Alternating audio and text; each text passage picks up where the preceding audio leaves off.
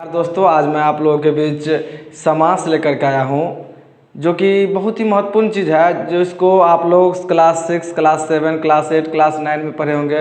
Class 10th में exam में जो ऑब्जेक्टिव एग्ज़ाम हो गया परीक्षा, वो इसमें ये नहीं पूछा जाता है कि समास किसे कहते हैं, इसके कितने भेद होते हैं, परिभाषा लिखे, उदाहरण लिखे। 12th में भी समास से रिलेटेड क्वेश्चन रहता है। 12th ही नहीं, आगे कंपटीशन की परीक्षा, प्रतियोगिता परीक्षा की तैयारी करते हैं, उसमें भी समास का क्वेश्चन रहता है। इस समास के क्वेश्चन के लिए आपको ये जानना जरूरी नहीं है कि आप परिभाषा उसका क्या होता है, उसके कितने भेद होते हैं, कहते किसको हैं। इसके लिए आपको कॉन्सेप्ट को क्लियर करना पड़ेगा कि कौन समास किसको कहते हैं, हम समास को कैसे पहचानेंगे। तो आज हम आप लोगों के बीच समास का एक बहुत बड़ा ट्रिक लेकर के आए हैं, जो सिर्फ आप एक ही बोर्ड पे जितना लिखा उसी से आप सारा समास, आपका सारा डाउट क्लियर हो जाएगा। आशा नहीं, उम्मीद नहीं, पूरा विश्वास है कि आप मेरी वीडियो को बहुत अच्छा से देखिए। यदि एक बार नहीं समझ पाते तो दोबारा देखिए, और जब वीडियो को देखते हैं तो ध्यान उस और देकर के ध्यान वीडियो को देखिए। निश्चित ही आप समास क्लियर हो जाएगा, आपके समास से संबंधित कोई भी डाउट नहीं रहेगा। यदि आप इसी तरह से मेरे वीडियो सबको देखने के लिए, यदि आप मेरे चैनल को अभी तक सब्सक्राइब नहीं किए हैं तो चैनल को सब्सक्राइब कर लीजिए। और यदि आप मेरे इस वीडियो को देखना चाहते हैं, इसी तरह से वीडियो देखना चाहते हैं, चैनल को सब्सक्राइब कर लीजिए। और यदि आप अभी चैनल को देखना शुरू किया तो वीडियो को अंत तक बने रहिए। आशा नहीं, पूरा 100% उम्मीद के साथ मैं कह सकता हूँ कि आप समास अच्छी तरीक़ा से समझ जाइएगा। तो चलिए हम आप लोगों को बताने जा रहे हैं कि समास किसे कहते हैं। समास जो होता है दो शब्दों का मेल से बना होता है। एक संधि होता है, संधि जो दो वर्ण के मेल से बना होता है। वर्णों के मेल से संधि बनता है और शब्दों के मेल से समास बनता है। तो समास हो गया दो शब्दों के मेल से समास बनता है। बहुत सारे प्रतियोगिता परीक्षा में बच्चे सबको क्लास 10, क्लास 8 में पूछा जाता है, 9 में, कि समास के कितने भेद होते हैं। तो समास, स अमास, इस समास में देखिए स को हटा देंगे तो कितना हो गया, मास। तो एक मास में कितने महीने होते हैं, 12 महीने होते हैं। तो 12 का कितना हो गया, 6। तो एक मास में कितना महीना हुआ, 6 महीना हुआ। तो समास के कितने भेद हो गए, 6 भेद हो गए। पहला तो अव्ययभाव, तो हम लोग देखते हैं कि समास का 6 भेद कौन कौन है। पहला हो गया अव्ययभाव समास, दूसरा तत्पुरुष समास, तीसरा कर्मधारय समास, चौथा दिग्गु समास, पांचवा बहुब्रीहि समास, छठा द्वंद्व समास। समास के कितने भेद हो गए, 6 हो गए। पहला हो गया अव्ययभाव, दूसरा तत्पुरुष, तीसरा कर्मधारय समास, चौथा हो गया दिग्गु समास, पांचवा हो गया बहुब्रीहि समास, और छठा हो गया द्वंद्व समास।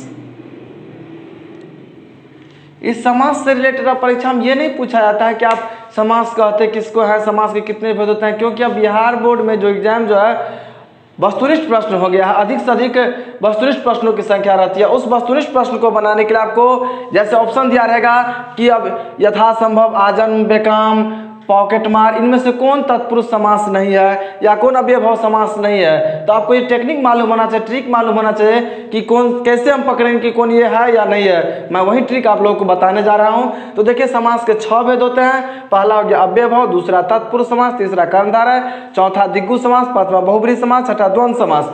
तो पहला समास है अव्ययभाव समास। अव्ययभाव समास में क्या होता है, उसका पहला पद प्रधान होता है। इसकी पहचान है, अव्ययभाव समास को कैसे पहचानेंगे, तो अव्ययभाव समास को पहचानने का तरीका है कि उसका पहला पद प्रधान होता है। अव्ययभाव समास में पहला पद प्रधान होता है। इसका ट्रिक क्या है, पहले वाला छोटा और दूसरे वाला बड़ा। जो शब्द रहेगा, उदाहरण रहेगा, शब्द रहेगा, उसका पहला पद छोटा होगा, दूसरा पद बड़ा होगा। जैसे देखिए यथासंभव, यथासंभव, यथासंभव दो शब्दों के जोड़ के मेरा है, यथा जोड़ संभव, यथाशक्ति, यथा जोड़ शक्ति। इसको दो भाग में यदि बांटेंगे यथासंभव को, तो यथा क्या है, छोटा शब्द है, असंभव क्या है, बड़ा शब्द है। जैसे उसी तरह से ले लीजिए आजम, इस यथासंभव, यथा हो गया छोटा शब्द, आजन्म, आजन्म, आजन्म यदि बोलते हैं तो आजन्म में उपसर्ग क्या हो गया, आ हो गया। यथासंभव में उपसर्ग क्या हो गया, यथा हो गया। आजन्म में उपसर्ग क्या हो गया, आ हो गया। बेकाम, बेकाम, तो बेकाम में उपसर्ग क्या हो गया, बे हो गया। तो उम्मीद नहीं, आसानी पूर्ण विश्वास है कि आप लोग अव्ययभाव समास को पहचानने का तरीका समझ गए होंगे। अव्ययभाव समास में जिसका पहला पद छोटा होगा और दूसरा पद बड़ा होगा, वही क्या होगा, अव्ययभाव समास होगा। जैसे यथासंभव, यथासंभव, यथा छोटा शब्द है, संभव बड़ा शब्द है। आजन्म, आजन्म में आ उपसर्ग है, छोटा है, जन्म बड़ा हो गया। बेकाम, बे बड़ा है, छोटा शब्द हो गया, काम बड़ा हो गया। यानी कि यथासंभव, आजन्म और बेकाम क्या है, अव्ययभाव समास है। अब चलते हैं अव्ययभाव समास के बाद कर्म तत्पुरुष समास। तत्पुरुष समास में क्या होता है, दूसरा पद प्रधान होता है और इसका ट्रिक है पहला बड़ा होगा दूसरा छोटा होगा, जस्ट उसका अपोजिट। उसमें पहला छोटा था दूसरा बड़ा था, इसमें पहला बड़ा होगा दूसरा छोटा होगा। ये कौन समास कहलाएगा, तत्पुरुष समास कहलाएगा। तत्पुरुष समास के 6 भेद होते हैं, तत्पुरुष समास के 6 भेद होते हैं। उस समास में पहला अव्ययभाव समास हो गया, दूसरा तत्पुरुष समास, उस तत्पुरुष समास के भी 6 भेद होते हैं। पहला कर्म तत्पुरुष समास, करण तत्पुरुष समास, संप्रदान तत्पुरुष समास, आपादान तत्पुरुष समास, संबंध तत्पुरुष समास, अधिकरण तत्पुरुष समास, कर्मधारय तत्पुरुष अधिकरण तत्पुरुष समास। तो हम लोग कारक में पढ़े हैं, विभक्ति पढ़े हैं, कारक की विभक्ति पढ़े हैं। कर्ता ने कर्म को करण से संप्रदान, कर्ता ने कर्म को करण से संप्रदान के लिए, आपादान से संबंध काके की अधिकरण में पर संबोधन है अजी अहो अरे। इसमें कर्ता नहीं लेना है, कर्म करण संप्रदान आपादान संबंध अधिकरण, ना ही संबोधन लेना है। याद होगा यदि आप कारक जानते होंगे, सभी लोग आप लोग जानते होंगे, बचपन से 6-7 क्लास से पढ़ते होंगे। मुझे मालूम है कि आप सभी लोग ये सब चीज़ जानते होंगे कि कर्म का विभक्ति होता है को, करण का होता है से, संप्रदान का होता है के लिए, आपादान का होता है से अलग होना, संबंध का होता है काके की, अधिकरण का होता है में पर। तो आप देखिए यहाँ पे कर्म का हो गया, पहचानेंगे जैसे यथा प्राप्ति, यथा प्राप्ति, इस यश प्राप्ति कर्म है, कर्म का यश प्राप्ति, यश प्राप्ति मतलब क्या, यश को प्राप्ति, यश को प्राप्ति, यश प्राप्ति। इसमें को हो गया, ये कौन कर्म समास हो गया, तत्पुरुष। तत्पुरुष में भी कौन समास हो गया, तो कर्म तत्पुरुष समास हो गया। उसके बाद है करण, करण मतलब से होता है रेखांकित, रेखा से अंकित, रेखा से अंकित को क्या कहेंगे, रेखांकित। रेखांकित का मतलब हो गया रेखा से अंकित। हम रेखांकित शब्द को तोड़ेंगे तब लिखा है ऊपर रेखांकित कीजिए, रेखांकित मतलब रेखा से अंकित, रेखांकित शब्दों को छांट कर लिखे। तो रेखांकित मतलब क्या हो गया, रेखा से अंकित। तो रेखा से अंकित, तो ये कौन समास हो गया, तत्पुरुष। तत्पुरुष में कौन तत्पुरुष हो गया, कर्म तत्पुरुष समास हो गया। अब उसके बाद कर्ता हो गया कर्म को करण से हो गया संप्रदान के लिए। जैसे संप्रदान का उदाहरण लिखा है देशभक्ति, तो देशभक्ति मतलब क्या, देश के लिए भक्ति। स्नान घर, स्नान के लिए घर। तो ये हो गया कौन समास, तत्पुरुष समास हो गया। समझ गए होंगे तत्पुरुष में कौन समास हो गया, संप्रदान तत्पुरुष समास हो गया। आपादान, करण का भी विभक्ति से लगता है और आपादान का भी विभक्ति से लगता है, लेकिन आपादान की विभक्ति से तब लगता है जब कोई वस्तु किससे अलग होता है। जैसे पेड़ से पत्ता अलग होता है, क्लासरूम से बच्चे बाहर जाते हैं, इस सब में से विभक्ति लगता है आपादान कारक में। तो आपादान से अलग होना, जैसे सेवा मुक्त, कोई भी आदमी सेवा में है, सरकारी शिक्षक हैं, सेवा निवृत्त हो गए तो सेवा से मुक्त हो गए, सेना में है सेवा से अलग हो गए तो सेवा मुक्त, सेवा से मुक्त मतलब हो गया सेवा मुक्त। तो सेवा से मुक्त मतलब हो गया कौन समास हो गया, तत्पुरुष समास। तत्पुरुष समास में भी कौन तत्पुरुष समास हो गया, आपादान तत्पुरुष समास हो गया। उसके बाद है संबंध तत्पुरुष समास। संबंध का विभक्ति होता है का के की। जैसे राजपुत्र, राजपुत्र को हम विग्रह करेंगे, अलग अलग करेंगे तो क्या होगा, राजपुत्र मतलब राजा का पुत्र। राजभवन, राजा का भवन। देखिए का आ गया विभक्ति, शर्मदान, शर्म का दान, मेहनत का दान, शर्मदान। तो ये सब जो है सो कौन पकड़ लेंगे आप, कौन समास के अंतर्गत आ गया, तत्पुरुष समास के अंतर्गत। तत्पुरुष में भी कौन समास, तो संबंध तत्पुरुष समास, क्योंकि संबंध का विभक्ति होता है काके की। राजपुत्र मतलब राजा का पुत्र, राजभवन राजा का भवन, श्रमदान श्रम का दान। तो ये कौन समास हो गया, तत्पुरुष समास। तत्पुरुष में भी कौन समास, संबंध तत्पुरुष समास। अब चलते हैं अधिकरण। अधिकरण की विभक्ति होता है में पर, अधिकरण की विभक्ति होता है में पर। तो जैसे है पुरुषोत्तम, पुरुषों में उत्तम, पुरुषों में उत्तम को क्या कहते हैं, पुरुषोत्तम। जो पुरुषों में उत्तम होता है उसको क्या बोलते हैं, पुरुषोत्तम। दानवीर, दान में वीर, दान देने में जो वीर हुआ वो क्या हो गया, दानवीर। तो ये सब क्या हो गया, अधिकरण तत्पुरुष समास हो गया। आशा नहीं, उम्मीद नहीं, पूरा विश्वास के साथ कहते हैं कि यदि ट्रिक को आप फॉलो कीजिएगा तो 98% आप समास को पहचान सकते हैं। 1-2% एक्सेप्शन अब बाद होता है, लेकिन 98% पहचान सकते हैं आराम से समास को। या आप ध्यान से इस वीडियो को देखिए, यदि ध्यान से उस वीडियो का अंत तक देखते हैं तो निश्चित ही आप समास का सारा कॉन्सेप्ट क्लियर हो जाएगा, आप समास को अच्छी तरीके से पहचान सकते हैं। अब चलिए हम लोग मेन समास पे चलते हैं, कर्मधारय पे। कर्मधारय दूसरा पद प्रधान संख्या बताने वाला समास होता है। दूसरा कर्मधारय हो गया दूसरा पद प्रधान, कर्मधारय समास का हो गया जिसका दूसरा पद प्रधान हो। इसमें था पहला पद प्रधान, तव्य भाव में तत्पुरुष में दूसरा पद प्रधान, उसी तरह से कर्मधारय में भी क्या है, दूसरा पद प्रधान हो। इसका ट्रिक क्या है, पहला पद विशेषता बताए, दूसरा पद तुलना करे, तीसरा पद कैसा है इस चीज का बोध कराए। जैसे तत्पुरुष समास का उदाहरण हो गया, कर्मधारय समास का उदाहरण हो गया नव युवक। तो नव युवक, नव युवक, युवक तो सब होता है लेकिन लगा दिए युवक, युवक में भी लगा दिए नव युवक। नव युवक मतलब जो नया युवक है उसको क्या बोलते हैं, नव युवक। तो पहला पद विशेषता बता रहा है, दूसरे पद की तुलना कर रहा है, मतलब ये रे ये नव युवक है, अभी इससे ये काम कर रहा है। नव युवक मतलब नया युवक है, अन्य आदमी से तुलना करवा रहा है, तो नव युवक हो गया कौन समास, कर्मधारय समास।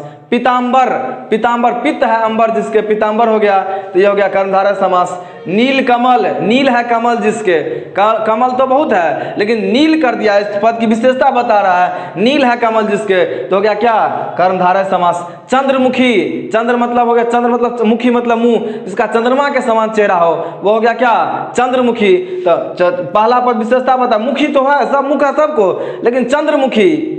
सूर्यमुखी, तो चंद्रमुखी, चंद्रमुखी कौन में आ गया, कर्मधारय में आ गया। सूर्यमुखी कौन में आ गया, कर्मधारय में आ गया। युवक तो बहुत है लेकिन उसमें नव युवक लग गया, तो विशेषता बता रहा है पहला पद नव, नव युवक को लग करेंगे नव युवक, तो नव क्या बता रहा है, विशेषता बता रहा है। चंद्रमुखी, चंद्र, चंद्रमा के समान जिसका मुख हो चंद्रमुखी हो गया। सूर्यमुखी, सूर्य के समान जिसका मुख हो सूर्यमुखी हो गया। तो चंद्रमुखी सूर्यमुखी ये कौन समास हो गया, कर्मधारय समास हो गया। आ गया होगा समझ में। चलिए अब इसके बाद देखते हैं दिग्गु समास, संख्या बताने वाला, बहुत आसान, सबसे अच्छा टेक्निक है इसका। जो भी समास का उदाहरण में यदि संख्या का बोध होता है तो कौन समास हो गया, दिग्गु समास। जिस समास में यदि संख्या का बोध करा है तो कौन समास हो गया, दिग्गु समास। संख्या बताने वाला समास जो हो गया सो क्या हो गया, दिग्गु समास। जैसे देखिए त्रिलोकी, तीन आ रहा है तो हो गया कौन समास, दिग्गु समास। पंचवटी, पांच आ रहा है, पंचवटी, दिग्गु समास। चौराहा, चार ठो जहां पे रा हो, चौराहा, चार आ गया, संख्या का बोध करा रहा है तो क्या हो गया, चौराहा कौन हो गया, दिग्गु समास। छमाही, दुमाही, त्रिमाही, अर्धवार्षिक, पंचवटी, त्रिलोकी, चौराहा, यानी कि जिससे संख्या का बोध हो वह कौन समास के अंतर्गत आ जाएगा, दिग्गु समास। जिसमें संख्या का बोध हो कौन समास के अंतर्गत आ जाएगा, दिग्गु समास के अंतर्गत आ जाएगा, जिसमें संख्या का बोध होता हो। अब दिग्गु के बाद हम लोग चलते हैं बहुब्रीहि समास। बहुब्रीहि समास में होता क्या है, जिसमें दो शब्द मिलके बनेगा लेकिन एक शब्द एक शब्द मिलकर के तीसरा शब्द बनेगा, नहीं रहेगा, दोनों मिलकर के एक अलग नया शब्द बनेगा, वही क्या हो गया, बहुब्रीहि समास। जिसमें क्या होता है, अन्य पद प्रधान होता है। बहुब्रीहि समास में दो शब्द मिलेगा लेकिन दोनों शब्द मिलकर के अन्य पद उसकी क्या होती है, प्रधानता होती है। जैसे देखिए बहुब्रीहि समास में एगो पद, इसका ट्रिक दिया है, एगो पद, ये दोनों पद मिलकर के क्या बना, तीसरा पद बन गया। जैसे दशानन पढ़े होंगे, दशानन किसे कहते हैं, अनेक शब्दों के बदले एक शब्द में हम लोग पढ़े होंगे, आप लोग निश्चित उम्मीद है कि आप लोग भी पढ़े होंगे। 10 है आनंद जिसके, उसको क्या बोलते हैं, दशानन। 10 है आनंद किसके होते हैं, रावण। 10 है आनंद जिसके क्या हो गया, रावण। विषधर, विष है जिसके धर में शरीर में, विष है जिसके धर में शरीर में क्या हो गया, विषधर। विषधर किसको बोलते हैं, सांप। सांप को ना बोलते हैं, विषधर के आदमियों को बोलते हैं विषधर, सांप को बोलते हैं विषधर। विष है जिसके धर में क्या हो गया, विषधर। नीलकंठ, नील है कंठ जिसके, कौन हो गया, नील है कंठ जिसको, उसको क्या बोलते हैं, नीलकंठ। तो देखिए इसका तीसरा अलग अर्थ होगा, नीलकंठ किसका होता है, शंकर जी को। तो अलग हो गया, दशानन हो गया रावण, विषधर हो गया सांप, नीलकंठ के नीलकंठ। यहाँ पे बोले है ना कि बहुब्रीहि समान अन्य पद प्रधान होता है, न पहला पद प्रधान होगा न दूसरा पद प्रधान होगा। जैसे इसमें पढ़े थे व्यवहार में पहला पद प्रधान, तत्पुरुष में पढ़े थे दूसरा पद प्रधान, कर्मधारय में पढ़े दूसरा पद प्रधान, दिग्गु में पढ़े संख्या बताने का बोध हो, लेकिन बहुब्रीहि में क्या पढ़े, अन्य पद प्रधान। न पहला पद प्रधान होगा न दूसरा पद प्रधान होगा, ये दोनों शब्द मिलकर के एक नया शब्द बना, वही क्या हो गया, बहुब्रीहि समास हो गया। बहुब्रीहि समास में क्या होता है, अनपद की प्रधानता होती है। जैसे दशानन, दस है आनंद जिसके, एगो नया शब्द बन गया कौन, रावण। विषधर, विष है धर जिसमें, धर में जिसके, शरीर में जिसके, तो क्या हुआ, नया शब्द बन गया क्या, सांप। नीलकंठ, नील है कंठ जिसके, देखो नया शब्द बन गया। ठीक है, तो चलिए बहुब्रीहि समास समझ गए होंगे, आशा है, उम्मीद नहीं, पूरा विश्वास साथ बताते हैं। यदि आप वीडियो को अस्थिर से देखिएगा, पूरा लास्ट तक जरूर देखें, तो निश्चित ही समझ जाइएगा, समास की सारी डाउट्स आपको क्लियर हो जाएगी। तो अब उसके बाद है द्वंद्व। द्वंद्व समास किसको कहते हैं, इसका दोनों पद प्रधान हो, पहला पद और दूसरा पद दोनों पद प्रधान हो और बराबर हो। इसका ट्रिक हो गया, इसका दोनों पद प्रधान हो और बराबर, यानी कि औरो हो और बराबर हो। जैसे हाथ और पाँव, माता और पिता, दिन और रात, भाई और बहन, घर और द्वार, पाप और पुण्य, माता और पिता, पुत्र और पिता और पुत्र। बराबर हो, दोनों पद प्रधान हो। जैसे माता पिता, दिन रात, पिता पुत्र, दाल रोटी, पाप पुण्य, भाई बहन, घर द्वार, यानी कि दोनों पद प्रधान हो और बराबर हो, तो ये कौन सा समास हो जाएगा, द्वंद्व समास हो जाएगा। ठीक है, तो एक बार हम लोग फिर से इसको रिकॉल कर लेते हैं। समास दो शब्दों के मेल से बना होता है और संधि जो होते हैं, जो हम लोग अगला वीडियो में पढ़ेंगे, वो वर्णों के मेल से बना होता है। समास 100 को हटा देंगे तो क्या क्या, मास। एक मास में कितने महीने होते हैं, 12, तो उसका हाफ हो गया 100 मास।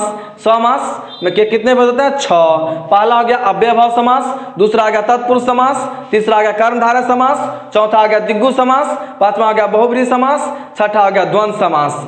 अव्ययभाव समास की पहचान क्या है, उसका पहला पद प्रधान होता है। ट्रिक क्या है, पहला पद छोटा होगा, दूसरा पद बड़ा होगा। जैसे देख ले, यथासंभव, यथासंभव को अलग अलग करेंगे, यथा छोटा शब्द है, संभव बड़ा शब्द है। आजन्म, आजन्म को अलग अलग करेंगे, आ बड़ा शब्द हो गया, छोटा शब्द हो गया, जन्म बड़ा शब्द हो गया। बेकाम, बेकाम को अलग अलग करेंगे, तो ये जो है यथा, आ, बे, ये सब क्या है, उपसर्ग है। उपसर्ग को जानते होंगे, शब्द के पहले जुड़ता है, तो ये जिसका उपसर्ग छोटा होगा क्या होगा, अव्ययभाव समास होगा। तत्पुरुष समास, जिसका दूसरा पद प्रधान हो, पहला पद बड़ा हो, दूसरा पद छोटा हो। तत्पुरुष समास के 6 भेद होते हैं, कर्म, करण, संप्रदान, अपादान, संबंध, अधिकरण। तो कर्म हम लोग विभक्ति पढ़े, कारक में सब लोग पढ़े होंगे। कर्ता ने कर्म को करण से, संप्रदान के लिए, अपादान से, अलग होने की क्रिया में से होता है। यदि संबंध काके की, अधिकरण में पर संबोधन हे अजिया हो, और इसमें कर्ता और संबोधन का प्रयोग नहीं हुआ है, बाकी 6 लिया गया है। तत्पुरुष समास के भी कितने भेद हो गए, 6। समास के भी 6 भेद होते हैं, लेकिन उस समास के 6 भेद में पहला अव्ययभाव समास हो गया, दूसरा तत्पुरुष समास हुआ। तत्पुरुष समास के भी 6 भेद होते हैं, जिसमें कर्म तत्पुरुष, करण तत्पुरुष, संप्रदान तत्पुरुष, अपादान तत्पुरुष समास, संबंध तत्पुरुष समास, अधिकरण तत्पुरुष समास। अब कर्मधारय समास, जिसका दूसरा पद प्रधान हो, असंख्या दूसरा पद प्रधान हो, ये हो गया उसकी पहचान। ट्रिक क्या है, पहला पद विशेषता बताए, दूसरे पद की तुलना हो और कैसा हो। जैसे नवयुवक, विशेषता नया है जो युवक, नवयुवक। पीताम्बर, नीलकमल, चंद्रमुखी, चंद्र जैसे मुखी है जिसका, सूर्यमुखी। उसके बाद है दिग्गु। दिग्गु समास का मतलब है संख्या बताने वाला जो समास हो, वह दिग्गु हो गया। जैसे त्रिलोकी, पंचवटी, चौराहा, छमाही, दशानन, दशानन हो गया बहुब्रीहि, छमाही, द्विमाही। ठीक है, बहुब्रीहि अन्य पद प्रधान हो, ना पहला पद प्रधान हो ना दूसरा पद प्रधान हो, कोई अन्य पद प्रधान हो, तो क्या बहुब्रीहि समास। पहला और दूसरा पद मिल करके एक नया शब्द बना है, तो क्या हो गया, बहुब्रीहि। जैसे दशानन, विषधर, नीलकंठ। उसके बाद है द्वंद्व समास, दोनों पद प्रधान हो। यदि दोनों पद प्रधान नहीं हो, ऐसे पिता पिता लिखा रहेगा, तो आ जाएगा अव्ययभाव के अंतर्गत, वो द्वंद्व नहीं होगा। जब माता पिता, दिन रात, जैसे दिने दिन लिखा रहेगा, दिन रात दिन रहेगा, रात नहीं रहेगा, तो द्वंद्व नहीं होगा, तब वो अव्ययभाव के अंतर्गत आ जाएगा। तो दिन रात, पिता पुत्र, दाल रोटी, पाप पुण्य, भाई बहन, घर द्वार, ये सब क्या है, द्वंद्व समास है। तो आसानी उम्मीद है आप लोगों से कि यदि मेरा वीडियो अच्छा लगा हो तो आप लोग चैनल को सब्सक्राइब जरूर कीजिएगा। आप लोगों से रिक्वेस्ट है कि मेरे चैनल को सब्सक्राइब कीजिए। उम्मीद है आप लोगों में उम्मीद है कि आप लोग चैनल को सब्सक्राइब कर लिए होंगे। और यदि आप वीडियो को नहीं समझे तो एक बार फिर से बैक करके देखिए और वीडियो को अच्छी तरह से आप समझ सकते हैं। Thank you for watching my video.